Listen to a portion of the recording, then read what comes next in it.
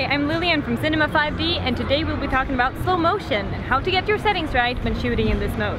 This episode is brought to you by Tilta, a manufacturer providing you with industry-leading equipment and an entire professional solution to all your filmmaking needs.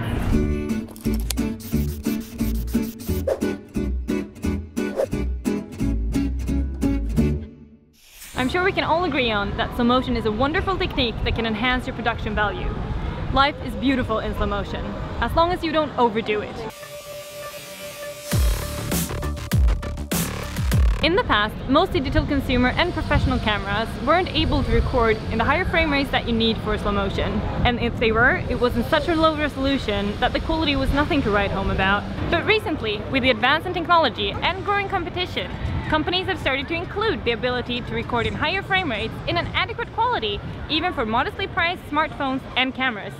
At times, we want to take a moment, something that we see daily, and engage the audience by slowing down the movement, hoping to get an emotional response from the viewers. Well, I have a wonderful electronic invention I want you to see. It looks something like this. So, Johnny, you shoot mostly 24 or 25 frames per second.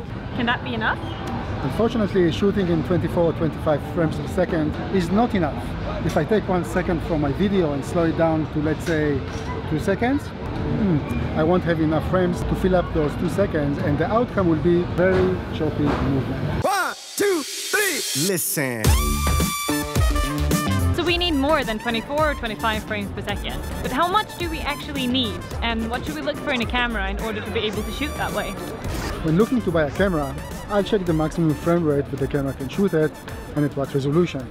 50 frames per second is the minimum you should look for, but please bear in mind that the effect you'll be getting won't be that impressive.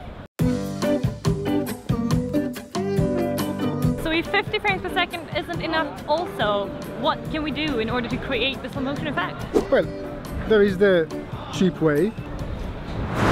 Show me how you do the monkey song groove. Let's stop. Or you should just look for a camera that can do 100 frames per second for eye-catching slow motion.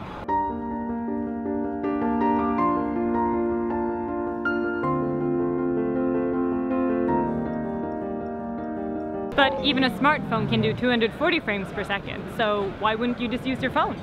Using a phone for fun and private shots is fine.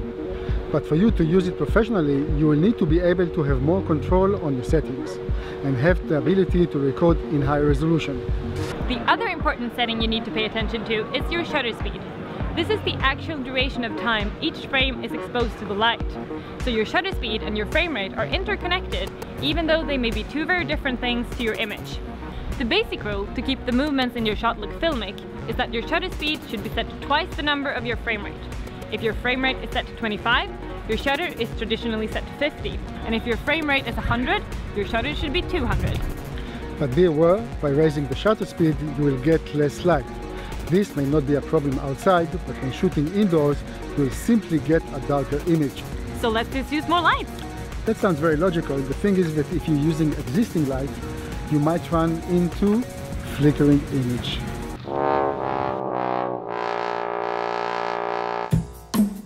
You want to know why? Li-Lian will explain it. Li-Lian? Some lights are not a constant stream of light. They work in a pulse method. These pulses are so fast you can't see them with your own eyes. But when you record them and then slow down your footage, they become evident. So, how do we solve this? Your best choice will be to use dedicated non-flickering production lights. If you don't have that option, you can try and play with your frame rate and shutter until you can see less flicker.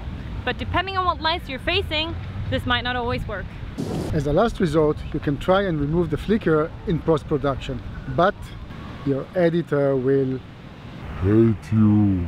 Conclusion: if you, like us, can't invest in a $100,000 high-speed camera, you can still get far by knowing your settings, watching your surrounding lights, and most importantly of all, using your slow motion function purposefully. I truly advise not to treat slow motion as a set and forget function, but rather as a storytelling method. Thanks for watching. Cinema 5D Essentials is made possible by our sponsor Tilta. They make high-quality camera accessories at affordable prices. Win their new Tilta Gravity G1 handheld gimbal at a great value of $1,000 by subscribing to our channel and commenting on this video below. We will announce the winner next week. In the meantime, check out all their gear at tilta.com.